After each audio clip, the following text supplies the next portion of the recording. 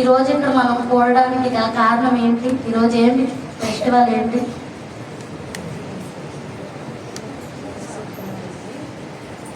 ఎందుకు వచ్చింది ఈరోజు మంచి శుక్రవారం అని?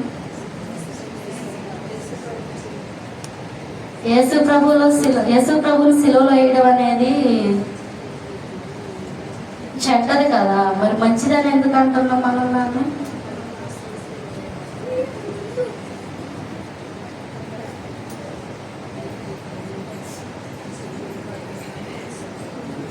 గుడ్ ఫ్రైడే అంటున్నావు, దాన్ని ఎందుకు అంటున్నావు? యేసు ప్రభు వారిని సిలువలో వేయబడింది కాబట్టి అది చెడ్డ శుక్రవారం అవ్వాలి, కానీ అది మంచి శుక్రవారం ఎందుకు అయింది?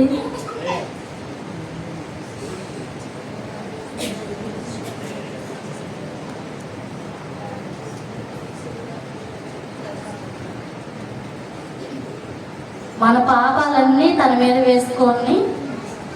వేసుకున్నాడు, దానివల్ల అతన్ని సిలువ వేశారు. దానివల్ల మన పాపాలన్నీ కడిగి వేయటం జరిగింది, దాని నుంచి మనకు విముక్తి కలిగింది. దానివల్ల మంచి శుక్రవారం అని వచ్చింది. సిలువలో ఉండి యేసు ప్రభు వారు ఎన్ని మాటలు పలికారు? మొదటి మాట ఏంటి? తండ్రి, మీరు ఏం చేయుచున్నారో మీరు ఎరుగురు కనుక వీరిని క్షమించుము. ఇది క్షమాపణతో కూడిన మాట. తనను హింసించి సిలువ వేసిన శత్రువుల కోసం యేసు ప్రభువు ప్రార్థించారు. ఈ మాట దేవుని అపారమైన ప్రేమను మరియు క్షమాపణ గుణాన్ని చాటి చెప్తుంది. రెండవ మాట ఏంటి? నేను నీవు నాతో కూడా పరదేశంలో ఉందని నిశ్చయంగా నీతో చెప్పుచున్నాను. ఇది రక్షణ. యేసు పక్కనే ఇద్దరు దొంగలు సిలువేయబడి ఉన్నారు. తన రెండవ దొంగ తన మాటను ఒప్పుకొని యేసుని నమ్మినప్పుడు అతని రక్షణతో ఈ మాట మాట్లాడాడు. మూడో మాట ఏంటి? అమ్మా, ఇదిగో నీ కుమారుడు యాకోబు, ఇదిగో నీ తల్లి. ఇది తన బాధ్యత. ప్రాణాపాయ స్థితిలో ఉన్నప్పటికీ తన తల్లి అయిన మరియా క్షేమము కోసం తన శిష్యుడైన యాకోబుకు ఆమె బాధ్యతను అప్పగించాడు. అప్పుడు ఈ మూడో మాట పలికాడు. నాలుగో మాట ఏంటి?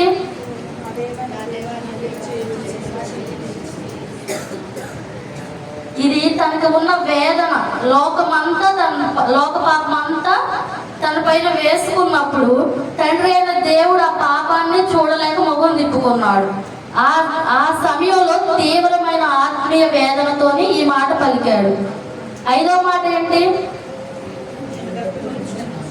నేను తప్పికొనుచున్నాను. ఇది మానవత్వం. యేసు సంపూర్ణ మానవుడిగా సిలువపై ఎంతటి శారీరక శ్రమను, దాహాన్ని అనుభవించారో ఈ మాట తెలియజేస్తుంది. అలాగే ఆత్మీయ దాహాన్ని కూడా ఇది తెలియజేస్తుంది.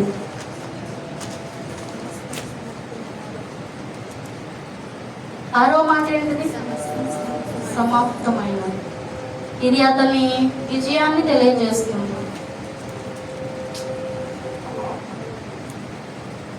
మానవ జాతి రక్షణ కోసం తాను ఈ లోకానికి ఏ పని మీద వచ్చారో ఆ పనిని విజయవంతంగా పూర్తి చేశారు. పూర్తి చేసినప్పుడు సమాప్తమైనది అని మాట పలికారు. ఆరో మాట. ఏడో మాట ఏంటిది? ఇది అర్పణ. తండ్రి, నీ చేతికి నా ఆత్మను అప్పగించుకొనుచున్నాను. యేసు తన ప్రాణాన్ని స్వచ్ఛంగా తండ్రికి అప్పగిస్తూ పలికిన చివరి మాట ఇది. దేవుని పైన ఉన్న పూర్తి నమ్మకాన్ని తెలుపుతుంది. ఈ ఏడో మాటకి యేసుక్రీస్తు యొక్క ప్రేమ మరియు త్యాగము రక్షణ ప్రణాళికను సంపూర్ణంగా వివరిస్తాయి. ఇప్పుడు మనం సిలువలో పలికిన మొదటి మాట గురించి తెలుసుకుందాం. లోక సువార్త 23వ అధ్యాయము 34వ వచనం.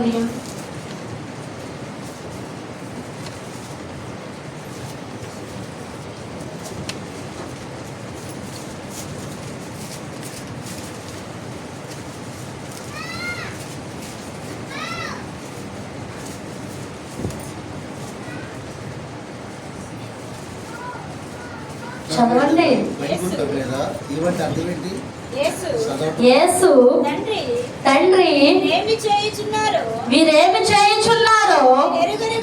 వీరు ఎరుగరు గనుక వీరిని క్షమించమని చెప్పాను. చాలా ఈ మాటలు మనం చూసినట్లయితే తండ్రి అనే పిలుపు దేవునితో తనకున్న సంబంధాన్ని తెలియజేస్తుంది. వీరేమి చేయుచున్నారో వీరెరుగరు అనేది తెలియక చేసిన పాపం పట్ల యేసుక్రీస్తు యొక్క దయ వారి మీద చూపించబడుతుంది. క్షమించు అనేది తనను హింసించిన వారిని సైతం క్షమించే గుణం అనే గొప్ప మనసును తెలియజేస్తుంది. ఈ మాట నుండి మనం నేర్చుకోవాల్సిన విషయం ఏమిటి? మనం చిన్న ముళ్ళు గుచ్చుకుంటేనే తట్టుకోలేము.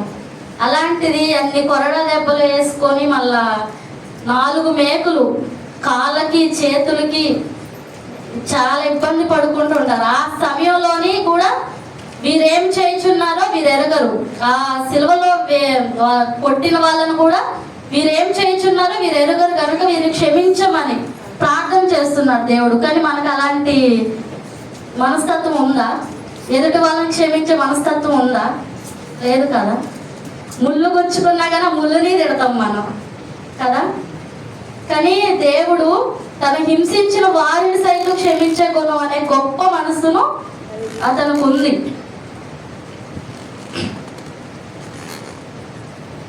ఒకసారి అపోస్తులైన పౌలు రాసిన కొలస్సీయులకు పత్రిక 3వ అధ్యాయం 13వ వచనం.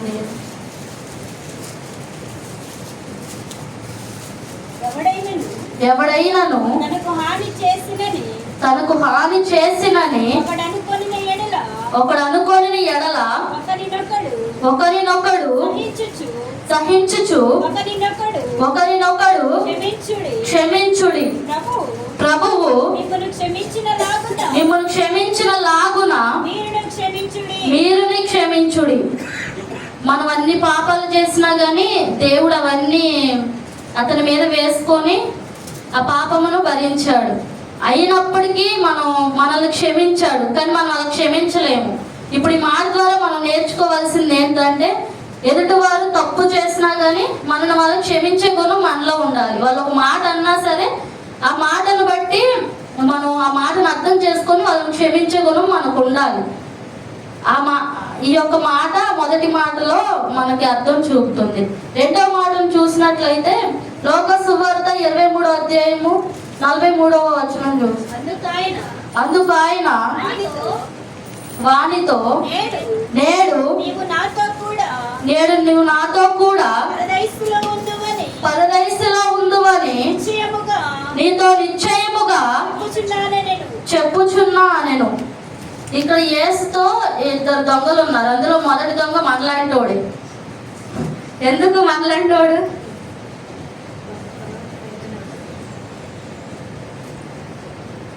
అందులో మొదటి దొంగ వేలాడదీసబడిన ఆ నేరస్తులలో ఒకడు. ఆయన దోషించుచు నీవు క్రీస్తువే కదా, నిన్ను నీవు రక్షించుకొని నన్ను రక్షించు అని ఎటకారంగా అంటాడు. ఎటకారంగా మాట్లాడతాడు. నువ్వు క్రీస్తువే కదా, నిన్ను నీవు రక్షించుకొని నీవు అక్కడి నుంచి తప్పించుకొని మమ్మల్ని రక్షించు అని ఎటకారంగా ఎగిలిగా మాట్లాడతాడు. అప్పుడు రెండవ దొంగ, ఇది లోక సువార్త 23వ అధ్యాయం 39వ వచనంలో చూసుకో.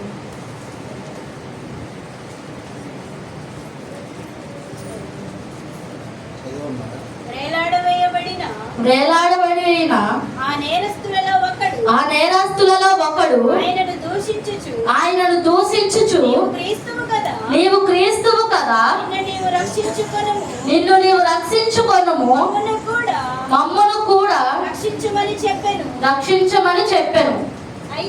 అయితే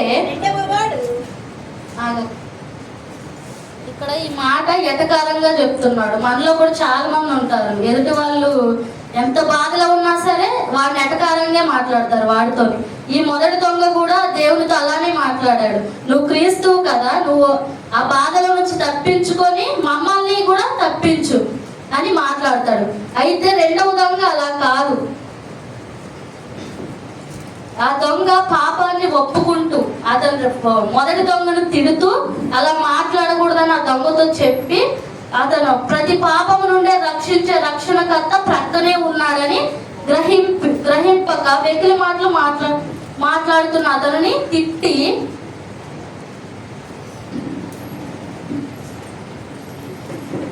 తిట్టి ఒక మాట మాట్లాడతాడు. ఆయనను చూచి యేసు నీవు నీ రాజ్యంలోనికి వచ్చినప్పుడు నన్ను జ్ఞాపకము చేసుకునుము అని అంటాడు. అది లోకాసు వార్త 23:42 ఉంటుంది. ఒకసారి చూడండి. ఆయనను చూచి యేసు నీ రాజ్యంలోనికి వచ్చినప్పుడు నన్ను జ్ఞాపకము చేసుకో అనెను. రెండవ దొంగ ఏం చేశాడంటే అతను చేసిన పాపము ఒప్పుకున్నాడు. అతను చేసిన పాపం ఒప్పుకొని దేవునితో మాట్లాడాడు. నీవు నీ రాజ్యంలోకి వచ్చినప్పుడు మమ్మల్ని జ్ఞాపకము చేసుకో అని యేసు ప్రభుతో మాట్లాడాడు. అతను పాపమును యేసు ప్రభు దగ్గర ఒప్పుకున్నాడు. కానీ మనం ఎట్లా ఉన్నాం? మన పాపాలను యేసు ప్రభు దగ్గర ఒప్పుకొని వాళ్ళగా ఉన్నామా? మాట్లాడతాం.